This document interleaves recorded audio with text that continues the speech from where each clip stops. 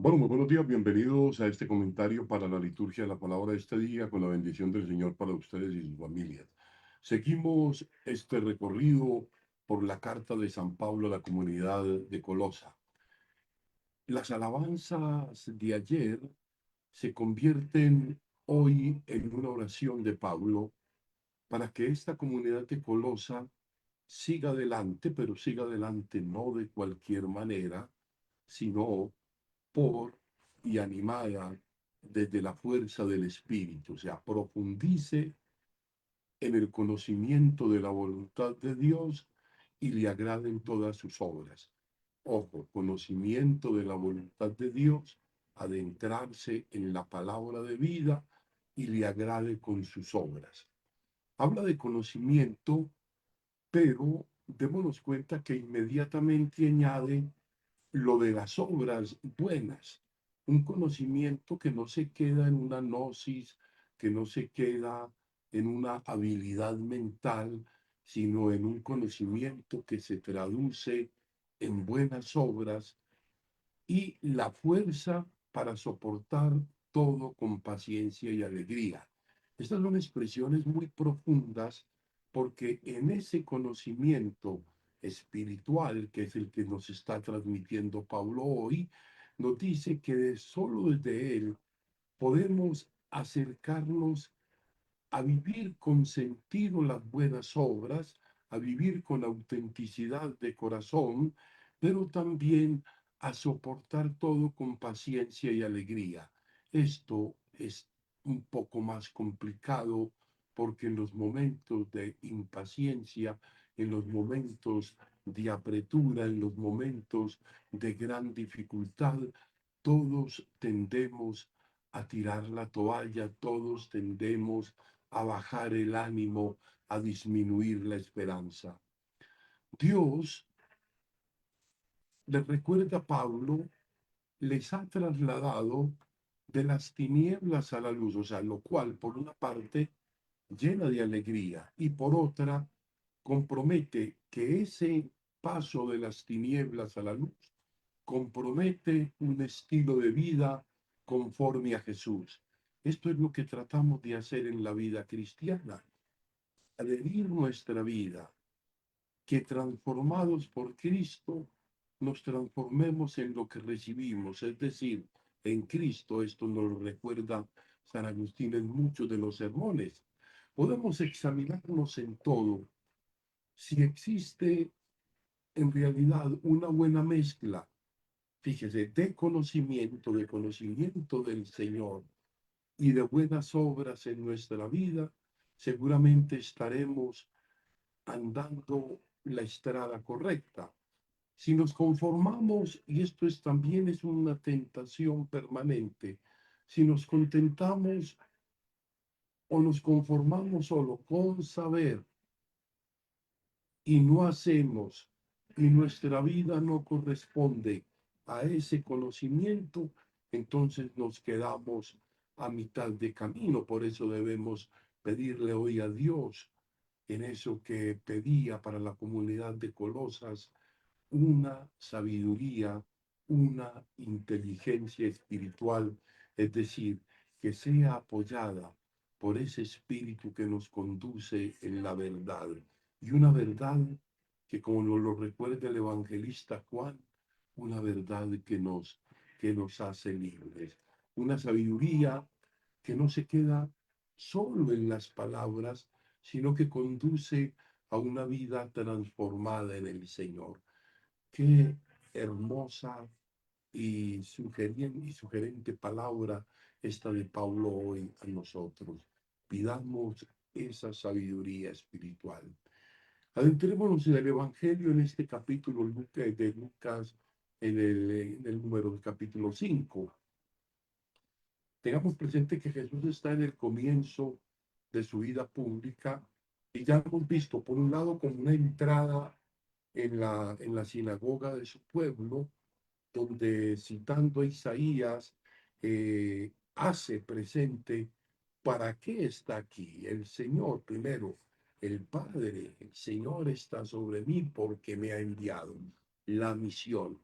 la misión de anunciar el reino, pero una misión de anunciar el reino que desde Dios es encontrarse en la voluntad del Padre y en esa voluntad obrarla. ¿En quién? En los ciegos, en los cojos, en los pecadores. Y comienza el día de ayer, demos cuenta, mostrando un poco la curación de la suegra de Pedro, pero además de eso muchos que aparecían en el camino con diversas dolencias del cuerpo y del espíritu, que nos decía que les imponía las manos y los sanaba. Esto es bien importante. El encuentro real, tocante con Cristo que sana, que transforma, que hace que esa palabra, lo que él decía anteayer, esa palabra de Dios que ustedes han escuchado, hoy se cumple, ¿no? Ahora, Lucas nos narra esa llamada vocacional de Pedro y de los primeros discípulos. Ahora, desde ahora serás pescador de hombres. Hasta ahora parecía trabajando solo, ahora busca colaboradores, pescador de hombres.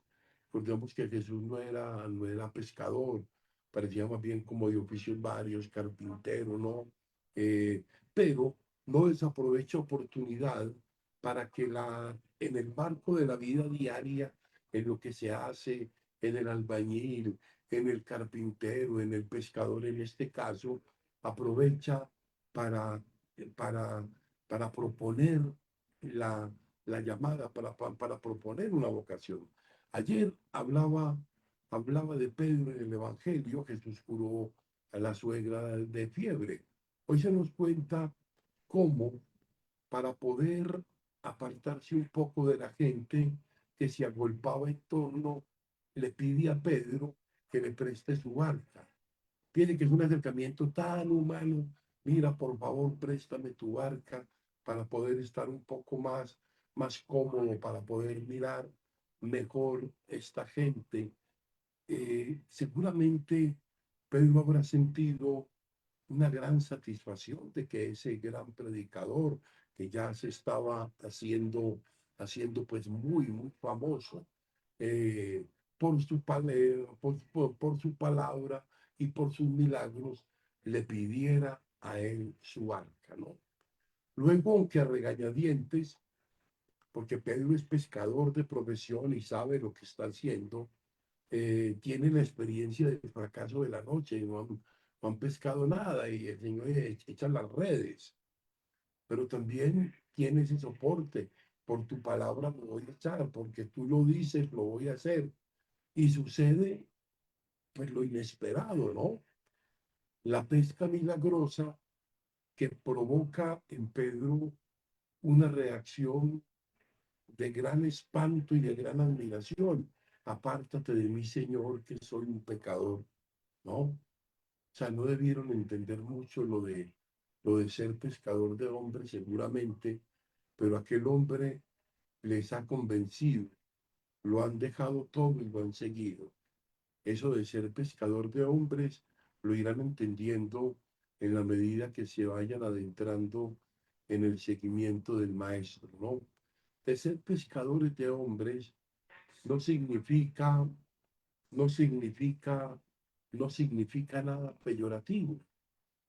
Pescar a personas en este sentido no es un proselitismo a ultranza, ni hacer que mueran para nuestro provecho.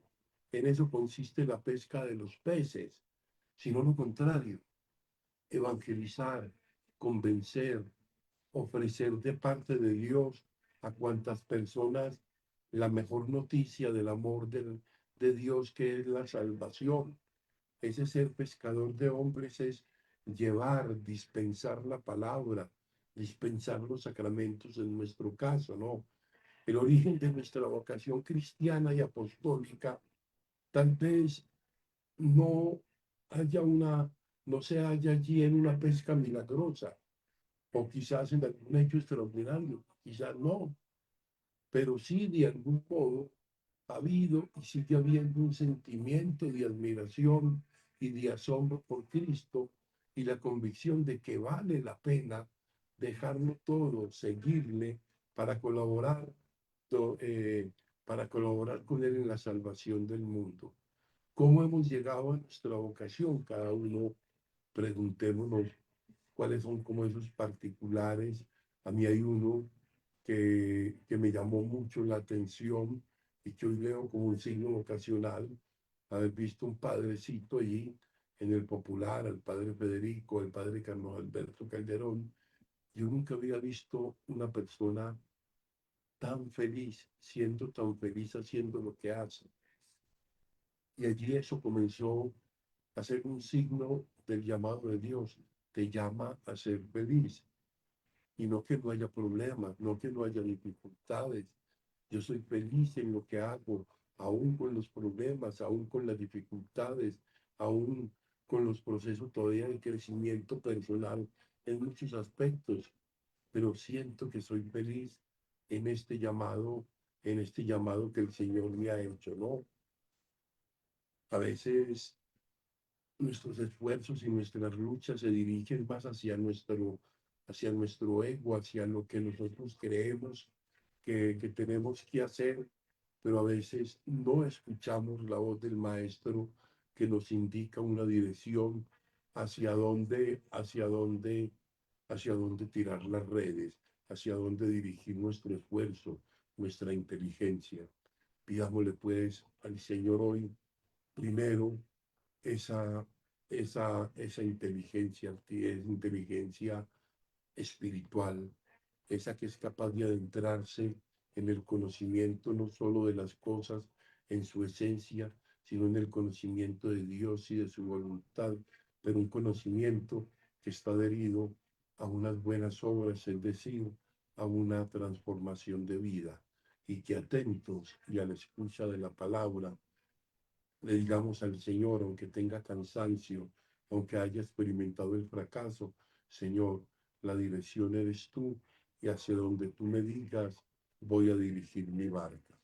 Gloria al Padre, gloria al Hijo y gloria al Espíritu Santo. Amén.